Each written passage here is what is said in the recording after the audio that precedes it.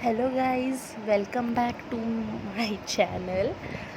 पिछला वीडियो थोड़ा बहुत बड़ा बन गया था। मैं इस बार पूरी कोशिश करूँगी कि ये वीडियो शॉर्ट एंड स्वीट बने और आपको पूरे अच्छे से आपके डाउट्स क्लियर हो जाने चाहिए। तो लेट्स स्टार्ट आवर टॉपिक। हमारा नेक्स्ट टॉपिक है health and it's failure.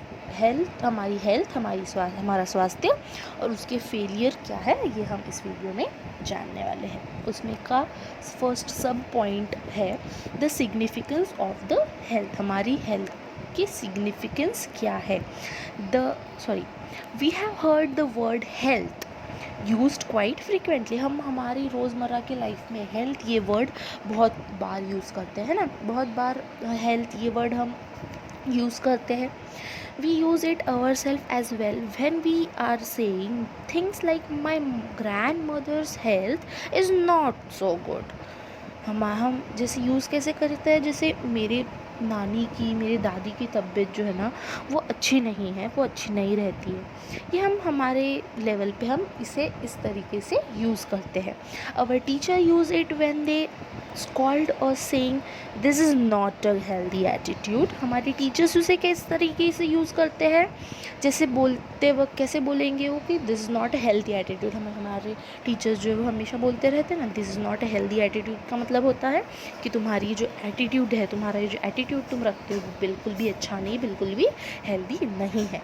So what does the word health mean. तो ये सब देखने के बाद, ये सब पढ़ लेने के बाद, ये सब जान लेने के बाद, सुन लेने के बाद क्या आपको क्या लगता है कि हेल्थ इस वर्ड का, हेल्थ इस शब्द का, स्वास्थ्य का मतलब क्या होता है। असल में स्वास्थ्य का मतलब क्या होता है।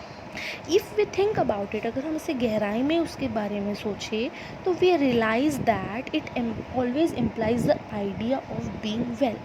हेल्थ अगर बोले तो हम हमारे स्वास्थ्य मतलब अगर हमारा अच्छा स्वास्थ्य है तो हम बोलते कि हाँ it's I am healthy. Health इस वर्ड से हमें क्या समझ में आता है, बीइंग वेल, अच्छे रहना, अच्छी सेहत। We can think of this well being as effective functioning. Well being का मतलब क्या हो जाएगा फिर, इफ़ेक्टिव फंक्शन। जो कोई भी आदमी, जो कोई भी पर्सन बहुत इफ़ेक्टिव फंक्शनिंग करता है, बहुत अच्छी फंक्शनिंग करता है, तो हम बोलते हैं कि he is well being person. It means that he is a healthy person. For our grandmother, being able to go out to the market or to visit neighbors is being well, and not being well to do such things is a poor health. अगर for example देख लो कि आपकी अगर grand mother खुद market जा सकती है अगर, या फिर आसपास पड़ोस में अगर जा सकती है, तो हम बोलेंगे कि हाँ हमारी ग्रैंड मदर बीइंग वेल है, मतलब हेल्दी है। पर अगर वो ये सब चीज़ें नहीं करती, इसका मतलब उसकी हेल्थ जो है वो क्या है, पुअर है, वो हेल्दी नहीं है। और being interested in the following the teaching in the classroom so that we can understand the world is called a healthy attitude. अगर हम इस एक चीज़ में अगर इंटरेस्टेड है, आगे बढ़ने से पहले अगर हम इसमें इंटरेस्टेड है, तो हमें क्लासरूम में ये भी टीचिंग के दौरान ये भी समझ में आता है कि ये जो हमारी पूरी दुनिया है, इस दुनिया का कितना है, मतलब ये दुनिया का एटीट्यूड कितना हेल्दी है, ये हमें समझ में आता है। While not being interested is called the opposite. अगर हम इसमें इंटरेस्टेड ही नहीं है तो इसका अपोजिट ही हो जाएगा, है ना। And their health is therefore a state of being well enough to function well physically, mentally and socially. You can underline this one thing, that health is therefore a state of being well enough to function well physically, mentally and socially. हमारी health का मतलब क्या हो जाएगा फिर, कि एक ऐसा स्टेट, ऐसी चीज़ जो सोशली, फिज़िकली और मेंटली तीनों प्रकार से क्या है, हेल्दी है, अच्छी है ना। उसके बाद हमारा नेक्स्ट टॉपिक है 13.1.2 personal and community issues both matter for health. हमारा पर्सनल और कम्युनिटी इशू हम इसमें जानने वाले हैं, दोनों हेल्थ से ही रिलेटेड है। Okay, if health means a state of physical, mental और सोशल वेलबींग, अगर हेल्थ का मतलब स्टेट ऑफ फिजिकल, मेंटल और सोशल वेलबींग है अगर, सो Turn to next page. It cannot be something that each one of us can achieve entirely on our own. अगर health का meaning physical, mental और social wellbeing state होना है तो अच्छे से ध्यान दीजिए, इसको आप अंडरलाइन भी कर सकते हैं, मेन इंपॉर्टेंट पॉइंट है, 1 मार्क क्वेश्चन आ सकता है. It can not be something that each one of us can achieve entirely on our. तो फिर हम हमारी हेल्थ पे ओवरकम नहीं कर सकते हैं, टोटली हम ओवरकम हमारी हेल्थ पे जो है वो नहीं कर सकते हैं. The health of all organisms will depend on their surroundings of और देयर एनवायरनमेंट. हमारी और हमारे साथ साथ पूरे जो ऑर्गेनिजम्स हैं अर्थ पे, उनकी हेल्थ उनके सोशल उसके साथ साथ उनकी सराउंडिंग, उनके एनवायरनमेंट में उनकी कैसी सराउंडिंग है उसके ऊपर डिपेंड करती है. The environment includes the physical environment. अब एनवायरनमेंट बोला है तो एनवायरनमेंट कैसी, physical environment. For example health is at risk in a cyclone in many ways. Cyclone अगर आया है तो हमारी हेल्थ बहुत रिस्क में है. अब वो बहुत वेज में हो सकती है, अभी एक उसमें कोई वे नहीं है कि हम बता देंगे, उसमें कई सारे ऐसे रास्ते हैं, कई सारे वेज हैं जो हम बता सकते हैं कि साइक्लोन में हमारी हेल्थ रिस्क में है. Human beings lives in society. कहाँ रहते हैं हम, सोसाइटी में रहते हैं, कम्युनिटी में रहते हैं, ग्रुप में रहते हैं. सिंगली तो एक जंगल में, दूसरे जंगल में दूसरा, तीसरे जंगल में तीसरा, ऐसे तो हम रहते नहीं हैं. सोसाइटीज़ में रहते हैं, कम्युनिटीज़ में रहते हैं. So our social environment therefore is an important factor in our individual health. और इसीलिए हम सोसाइटीज़ में रहने के कारण ही हमारा सोशल एनवायरनमेंट हमारे इंडिविजुअल हेल्थ के लिए बहुत ज़्यादा क्रूशियल रोल प्ले करता है. We live in villages, towns और सिटीज़. हम या तो विलेजेस में रहते हैं, टाउन्स में रहते हैं, या तो फिर हम सिटीज़ में रहते हैं. हम कहीं पे भी रहे, in such places even our physical environment is decided by our social environment. हम किसी भी जगह रहे, हमारा सोशल एनवायरनमेंट डिसाइड करता है कि हमारा फिज़िकल एनवायरनमेंट कैसा रहेगा. अगर हमारा सोशल एनवायरनमेंट अच्छा है तो हमारा फिज़िकल एनवायरनमेंट अच्छा रहेगा. अगर हमारा सोशल एनवायरनमेंट ही अच्छा नहीं है तो हमारा फिज़िकल एनवायरनमेंट अच्छा नहीं रहेगा. अच्छा नहीं रहने के कारण हम सिक हो जाएंगे. Consider what would okay. So यहाँ तक समझ गए आपको कि हमारे मतलब सोशल एनवायरनमेंट और फिज़िकल एनवायरनमेंट हमारे हेल्थ के लिए कितना इम्पोर्टेंट होता है.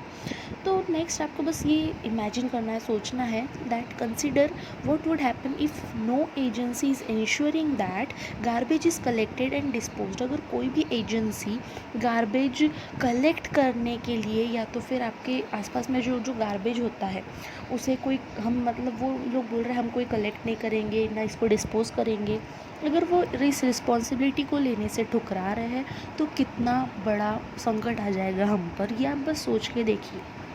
And also, what would happen if no one takes the responsibility for clearing the drains and ensuring that water does not collect in the streets or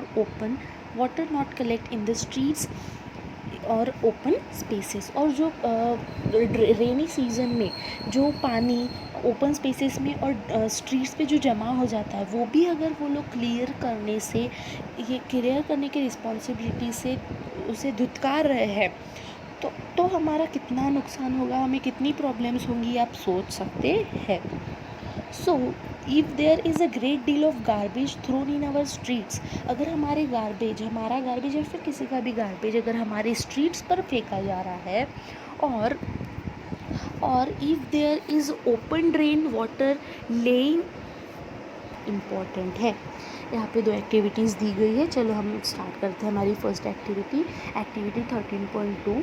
so find out what provisions are made by your local authorities like panchayat and municipal corporations for the supply of clean drinking water and are all the people in your locality able to access this. क्या बोला है कि आपको बस ये समझ लेना या फिर ये जानना है कि आपके आसपास की जो भी लोकल अथॉरिटी जैसे पंचायत है फिर म्यूनसिपल कॉरपोरेशंस जो है वो क्या क्या मतलब ऐसी योजनाएं बना रही है क्लीन ड्रिंकिंग वाटर के लिए और क्या सही में बाकी सब लोग उसे कोऑपरेट कर रहे हैं.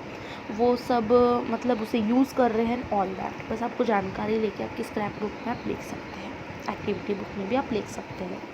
Activity 13.3 find out how your local authorities manage the solid waste generated in your neighbourhood. आपके नेबरहुड में आप जो भी सॉलिड वेस्ट जनरेट होता है, तो आपकी जो लोकल अथॉरिटीज़ है जैसे पंचायत या फिर म्यूनसिपल कॉरपोरेशंस, ये उसे कहाँ लेके जाती है, कैसे लेके जाती है, वो उसे कैसे मैनेज करती है, उस डिस्पोज का वो क्या करते हैं, आपको वो जानकारी लेनी है। आर दीज मेजर्स एडिक्वेट मतलब ये जो मेजर्स वो लोग लेते हैं वो क्या सही होते हैं, वो कई गलत मेजर्स तो नहीं ले लेते हैं।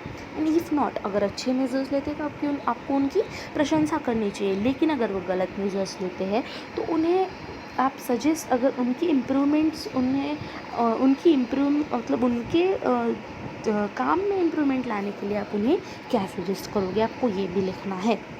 And what could your family do to reduce the amount of solid waste generated during a week और अ डे। और जो सॉलिड वेस्ट जनरेट होता है आपके भी घर से, उसे उस सॉलिड वेस्ट को जनरेट होने से रोकने के लिए आपकी फैमिली क्या मेजर्स लेंगी, ये भी आपको लिखना है। We need food to be healthy and this food will have to be earn by during work. हमें हेल्दी रहने के लिए हमें फूड की ज़रूरत है, और ये फूड हमें वर्क करने की शक्ति देता है। For this the opportunity to do work has be available. और अगर हमें ये अपॉर्चुनिटी लेनी है तो हमें कोई काम करना पड़ेगा। We need to be happy in order to be truly healthy. If we mistrusts each other are afraid of each other we can not happy और हेल्दी। हमें हमेशा खुश रहना चाहिए, कभी नाराज़ नहीं होना चाहिए, ये बात बहुत ही ज़्यादा इम्पॉर्टेंट होती है।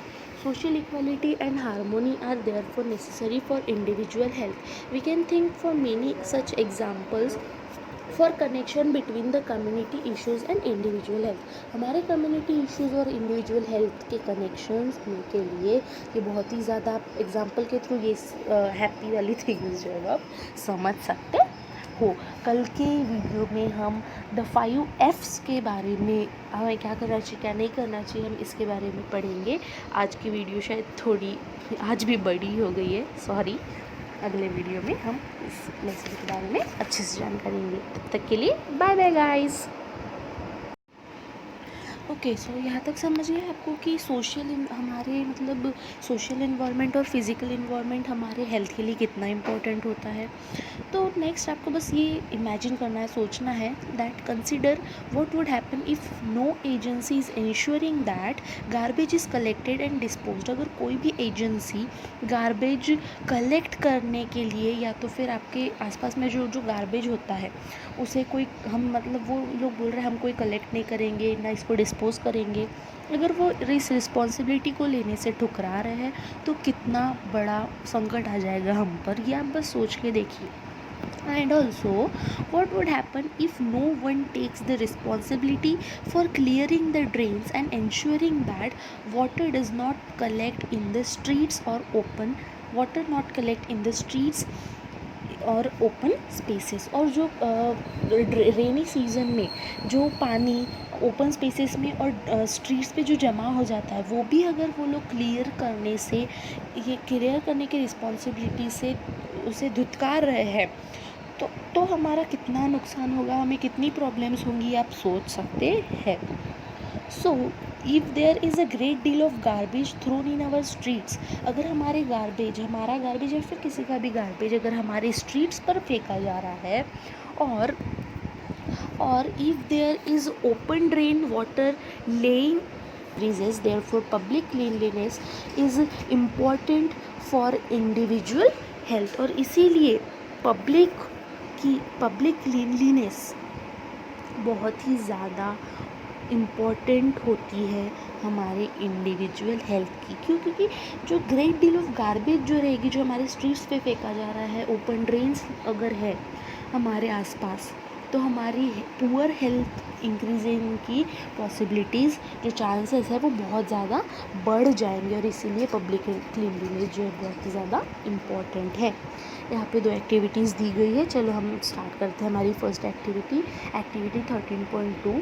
सो find out what provisions are made by your local authorities like panchayat and municipal corporations for the supply of clean drinking water and are all the people in your locality able to assess this. क्या बोला है कि आपको बस ये समझ लेना या फिर ये जानना है कि आपके आसपास की जो भी लोकल अथॉरिटी जैसे पंचायत है फिर म्युनिसिपल कॉरपोरेशंस जो है वो क्या क्या मतलब ऐसी योजनाएं बना रही है क्लीन ड्रिंकिंग वाटर के लिए, और क्या सही में बाकी सब लोग उसे कोऑपरेट कर रहे हैं, वो सब मतलब उसे यूज़ कर रहे हैं, ऑल दैट। बस आपको जानकारी लेके आपकी स्क्रैप बुक में आप लिख सकते हैं, एक्टिविटी बुक में भी आप लिख सकते हैं।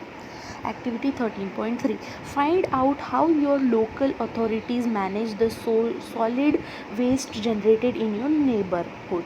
आपके नेबरहुड में आप जो भी सॉलिड वेस्ट जनरेट होता है तो आपकी जो लोकल अथॉरिटीज़ है जैसे पंचायत या फिर म्युनिसिपल कॉरपोरेशंस ये उसे कहाँ लेके जाती है, कैसे लेके जाती है, वो उसे कैसे मैनेज करती है, उस डिस्पोज का वो क्या करते हैं, आपको वो जानकारी लेनी है।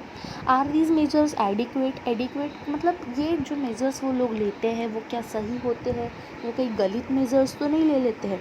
एंड इफ़ नॉट, अगर अच्छे मेजर्स लेते हैं तो आपको उनकी प्रशंसा करनी चाहिए, लेकिन अगर वो गलत मेजर्स लेते हैं तो उन्हें आप सजेस्ट, अगर उनकी इम्प्रूवमेंट्स मतलब उनके काम में इम्प्रूवमेंट लाने के लिए आप उन्हें क्या सजेस्ट करोगे, आपको ये भी लिखना है।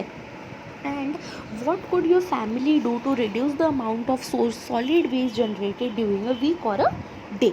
और जो सॉलिड वेस्ट जनरेट होता है आपके भी घर से, उसे उस सॉलिड वेस्ट को जनरेट होने से रोकने के लिए आपकी फैमिली क्या मेजर्स लेगी, ये भी आपको लिखना है। We need food to be healthy and this food will have to be earn by during work. हमें हेल्दी रहने के लिए हमें फूड की ज़रूरत है और ये फूड हमें वर्क करने की शक्ति देता है। For this the opportunity to do work has be available. और अगर हमें ये अपॉर्चुनिटी लेनी है तो हमें कोई काम करना पड़ेगा। We need to be happy in order to be truly healthy.